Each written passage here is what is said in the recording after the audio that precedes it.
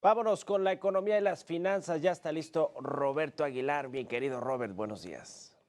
¿Qué tal, Mario? ¿Cómo estás? Muy buenos días. Fíjate que desde el día de ayer las acciones de las empresas tecnológicas y los fabricantes de microchips comenzaron a tener un buen desempeño y eso jaló a las bolsas que, bueno, como decíamos ayer, están a la espera del dato de la inflación en Estados Unidos que se va a dar a conocer justamente este jueves. Por otro lado, también te comento que China vence a Japón en términos de las exportaciones de autos a nivel mundial.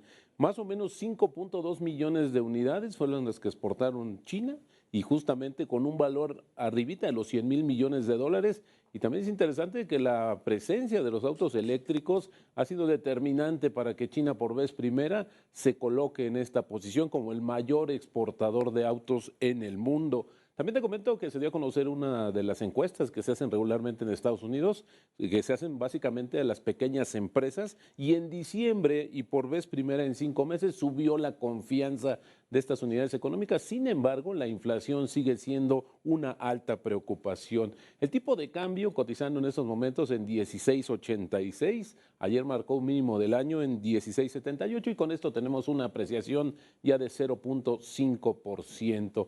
Se dio a conocer el dato de la inflación en México y este indicador hiló 4 quincenas de alza, aunque finalizó el año por debajo del 5%, al ubicarse justamente en 4.66%. Y con esto se aumenta la posibilidad de que el Banco de México mantenga la tasa de referencia hasta que existan más evidencias de que la inflación va a disminuir de manera más contundente. Con el dato anual de la inflación se cierra literalmente el sexenio de Andrés Manuel López Obrador, que experimentó desde el dato históricamente más bajo en 2019, Mario, de 2.8%, hasta uno de los más altos en 7.8% en 2022. Pero bueno, al final también este dato fue arriba de las expectativas. Y si quieres, vamos a revisar rápidamente cómo se comportaron los precios justamente de algunos productos en este último mes del año. Los de, bueno, destacadísimo a la alza, fíjate, el jitomate, la cebolla, transporte aéreo, loncherías, fondas, torterías y taquerías, y también los nopales. Fíjate, una mayor demanda en estas épocas se ve reflejado justamente en el precio.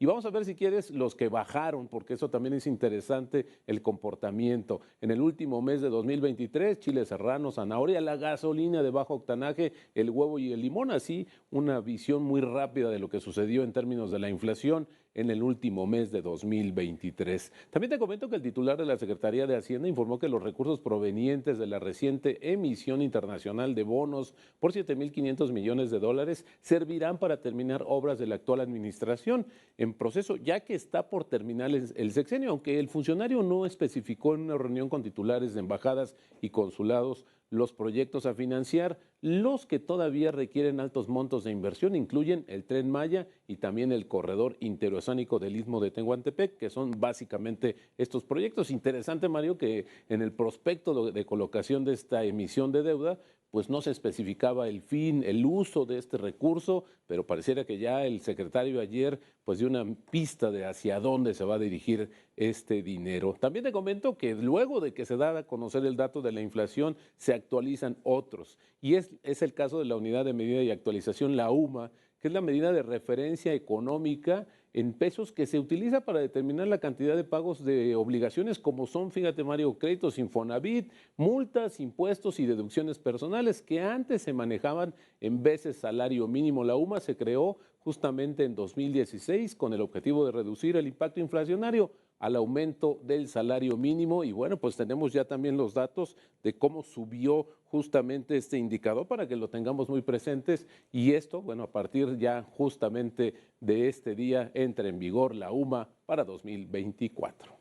Pues ahí está, mi querido Robert. La inflación pues sigue alta, ¿no? Fuera de los parámetros, de los rangos que tiene el Banco de México. Fue 4.66, ¿verdad? Así es, 4.60. Así cerró el mes de diciembre, la inflación anual.